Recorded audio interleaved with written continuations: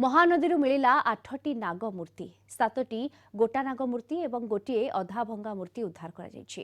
ନୟାଗଡ଼ ଜିଲ୍ଲା ଭାପୁର ବ୍ଲକ ପଦ୍ମାବତୀ ଗାଁ ନିକଟ ମହାନଦୀରୁ 8ଟି ନାଗ ମୂର୍ତ୍ତି ମିଳିଛି।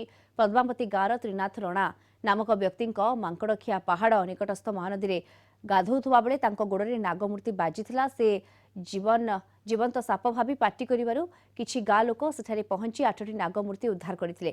ଏହାକୁ ଦେଖିବାକୁ ଆଖପାଖ ଅଞ୍ଚଳର ମହିଳା ପୁରୁଷମାନଙ୍କର ଭିଡ଼ ଲାଗିଥିଲା ଏବଂ ସେଠାରେ ଅନ୍ୟ କିଛି ଥାଇପାରେ ବୋଲି ଅନୁମାନ ମଧ୍ୟ କରାଯାଇଛି।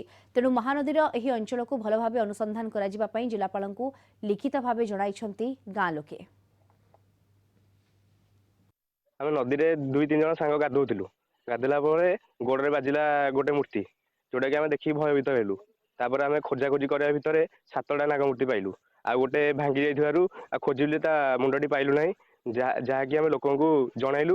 ଆମେ ଗ୍ରାମବାସୀଙ୍କ ତରଫରୁ ଦାବି କରୁଛୁ, ସରକାର ଏହାକୁ ଟିକେ ହାତକୁ ନିଅନ୍ତୁ ଏବଂ ଏଠାଇ ଗୋଟେ ସର୍ଭେ କାମ କରନ୍ତୁ। ଆଉ ଏମିତି ପୁରାତନ ମନ୍ଦିର ବହୁତ କିଛି ଏଠି ଅଛି ଏବଂ ପୁରାତନ ଜିନିଷକୁ ସରକାର ହାତକୁ ନେଇକି ଏଠି ଖୋଜିଲେ ଆହୁରି ବି ମନ୍ଦିର ଭିତରୁ ହଉ କିମ୍ବା ମନ୍ଦିର ପାଖାପାଖି ଆହୁରି କିଛି କିଛି ଛୋଟ ଛୋଟ ମନ୍ଦିର ମଧ୍ୟ ବହୁତ, ଏଠି 16ଟା ମନ୍ଦିର ମଧ୍ୟ ବୁଡ଼ିକି ରହିଛି ବୋଲି ତାର ପ୍ରମାଣ ରହିଛି।